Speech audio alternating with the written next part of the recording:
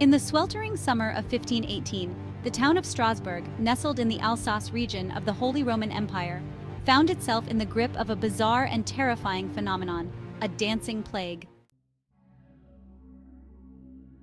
It began with one woman, Frau Trophäa, who, on a hot July morning, stepped into the narrow cobblestone street outside her home and began to dance.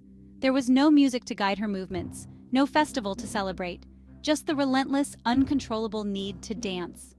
For hours she spun and swayed, her feet moving furiously as if driven by some unseen force. Passers-by watched in stunned confusion, unable to comprehend what they were witnessing. But the spectacle grew darker as the day wore on. Frau Trophäa's face, once flushed with exertion, became a mask of agony. Her body convulsed with every step, yet she did not stop. She danced through the night, only collapsing from exhaustion in the early hours of the morning. But when she awoke, she began to dance again. Over the next few days, despite bleeding feet and her body being racked with pain, she continued, never resting. Soon others joined her, as if pulled into the madness by an invisible thread. Men, women, and children took to the streets, their limbs jerking and twisting, faces contorted in pain and fear. Within a week, the number of dancers had swelled to more than 30. The scene was surreal. People of all ages dancing uncontrollably, collapsing from exhaustion only to rise and continue again. The townspeople were horrified, and rumors of divine punishment or witchcraft spread like wildfire. Some believed the dancers were possessed by the spirit of Saint Vitus, cursed to dance endlessly as penance for some unknown sin. Local physicians, called in to examine the afflicted, declared that the dancers were suffering from hot blood, an imbalance in the body's humors that could only be cured by more dancing. It was a diagnosis rooted in the medical understanding of the time, but it would prove to be a fatal error. The town's leaders, desperate to find a solution, took the doctor's advice literally. They cleared the marketplace and erected a stage. Musicians were hired to play day and night, and professional dancers were brought in to keep the afflicted moving.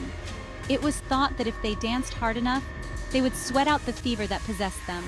But the plan backfired spectacularly. Instead of curing the dancers, it only exacerbated the chaos.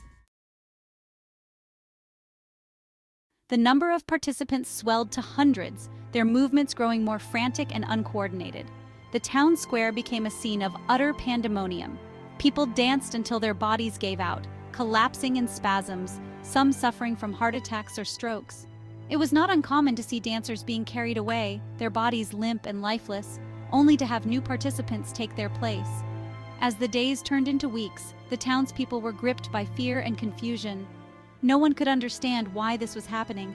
The dancers seemed to be in a trance, their eyes glazed over, their expressions vacant. They moved as if compelled by some force beyond their control, unable to stop even as their bodies were pushed to the brink of death. There were reports of dancers crying out in pain, begging for help, but their pleas were drowned out by the ceaseless music and the shuffle of hundreds of feet against the cobblestones. Their bodies were covered in bruises and sores, their feet raw and bleeding. Yet they danced on, seemingly unaware of the damage they were inflicting upon themselves. As the month dragged on, the situation became increasingly dire. People began to die, their bodies simply giving out from the relentless strain. The town's leaders, realizing their mistake, finally put an end to the music and tore down the stage. But by then, it was too late.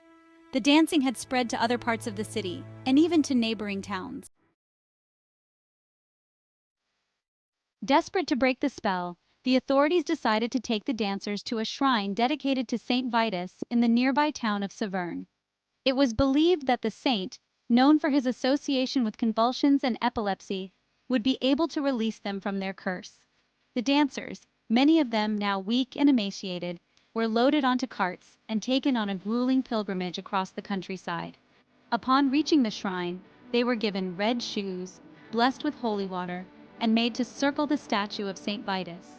Miraculously, one by one, they began to calm. The frantic energy that had driven them for so long seemed to dissipate, replaced by a deep, overwhelming exhaustion. As they fell to the ground, some for the first time in weeks, there was a collective sigh of relief.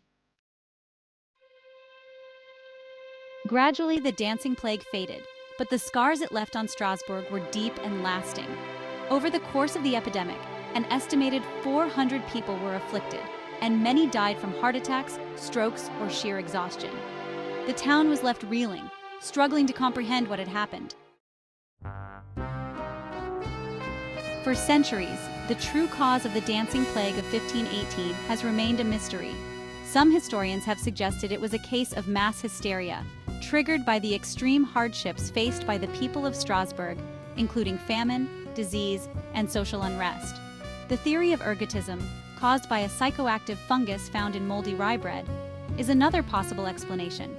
Ergot poisoning can induce hallucinations, muscle spasms, and a sensation of burning, which might have driven people to dance uncontrollably. However, none of these theories fully explain why the plague spread the way it did, or why it took hold of so many people for so long. The dancing plague of 1518 remains one of history's most perplexing and eerie events, a chilling reminder of the power of the human mind and the dark, unfathomable forces that can sometimes take hold of it. Thanks for watching. The dancing plague of 1518 remains one of history's strangest and most terrifying mysteries. What do you think caused it? Mass hysteria, toxic bread, or something supernatural? Let me know your thoughts in the comments below. And don't forget to like, subscribe, and hit the notification bell for more fascinating and eerie stories from history. Until next time, stay curious and stay safe.